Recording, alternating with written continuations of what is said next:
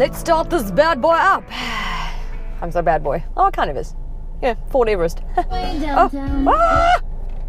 So I was in Botswana, but with Toyota when Ford launched the new Everest, or the facelifted Everest, in Botswana as well. So I was a bit bummed to miss it. And I had to read all about it on carmag.co.za. Nicole Lowe, who just loved it because he was talking about the salt pans that they drove on and how beautiful it was and silent and that just made me a little bit jelly. I've been lucky enough though to drive this now for the past week, and so at least I get to experience it, and then so do you, okay? So the facelift isn't like super eye-catching, like you're gonna be like, oh, obviously, like I know exactly what's changed. The limited edition sort of shows a little bit more, but it's things like the front grille and the bumper and stuff like that. All those have had some tweaks. You know, they always do that, don't they? Love a bumper tweak. The big change is in the form of the engine, which, okay, so there's a 2-litre bi-turbo and single turbo available, same as what was happening on the Ranger, which launched this year as well. Was it last year? Yeah, I think so. Sure, this year's flying by, eh? Everybody knows this, and it seems to be like a road trippy song, isn't it? Downtown, walking fast, faces past, and I'm homebound. If I could fall into the sky, do you think time would pass me by?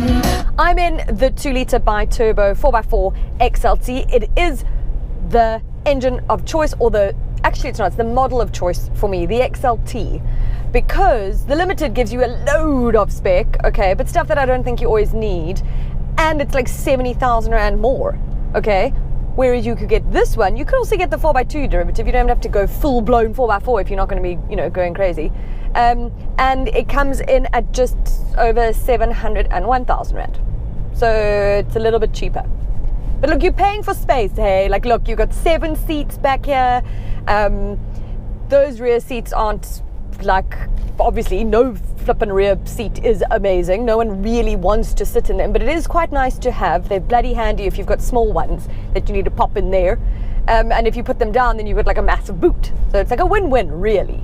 Speaking of this engine, so it's got 157 kilowatts of power and 500 Newton meters of torque, which is fantastic when you'd like to overtake somebody. It is a downsized engine from the 3.2 or the 2.2, whatever, but still those are available. But I think you'll be happy with this. It means you get a much lower fuel consumption. I'm now sitting on 9.3 liters per 100 Ks, which is pretty good going for a beast of this size, don't you think? I do. Now when you know I walk 1,000 miles, if I could just say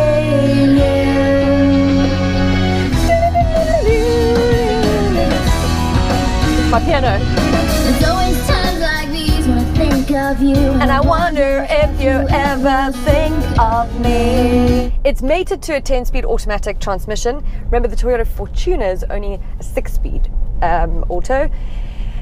However, this is fantastic on the open road. It hunts a little bit around the city, but not too much that it sort of puts you off, I think. I think it's fine. It's just, look, I do quite enjoy that this car feels quite nimble, in fact. Oh, there's a Fortuner in front of me. Hoo-hoo, game on.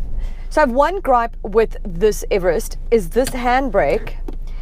I do it like I drop it and then all of a sudden I drive off. Oh, let me put it into gear first. Okay. But now you wait. Okay, so now it's down. It's like, it's flush with the seat and it's flush with the console. Okay? Now wait. Wait. Now you think, is it my seat belt? What is it? No, it's that it needs to go. It's that one click down and I keep missing it and it's driving me crazy. Maybe you get used to it.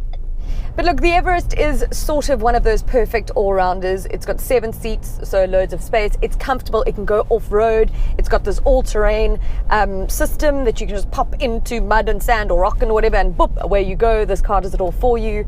It's comfortable off-road. It's comfortable on a long trip. The seats are squishy and comfortable enough. So I think the whole family would be, quite happy driving in this every day, which is what this car is for. You don't buy this as a singleton just to drive around looking like a tool with no one in the back and nothing else, Why would you? All about what your needs are. Okay, so here's my free advice, okay, and this is gonna be a controversial one, but I don't care. I don't have anything against cyclists, okay? I've got family members that are cyclists and who love cycling, okay? Beyond me, but whatever. I am bigger than you in a car, okay? So respect it. I respect you. I respect that you're smaller than me, so I'm gonna try and avoid you, okay? So, single file, you know, the rules of the road. Just like obey them. Don't go through red robots, traffic lights, whatever you want to call them. Don't go through stop streets. Don't kind of swerve and do things like this when I'm about to pass you, because I might hit you. I'm going to do everything I can to avoid hitting you. But I almost hit someone just this morning because a guy went through a red robot and then got mad at me because I almost hit him. Now, how is that fair? That's not fair. Just everybody respect each other and be aware of each other, and things would be better. Don't wanna let you go. Making my way downtown, walking fast, feel close mass, and I'm homebound. So close. Tonight.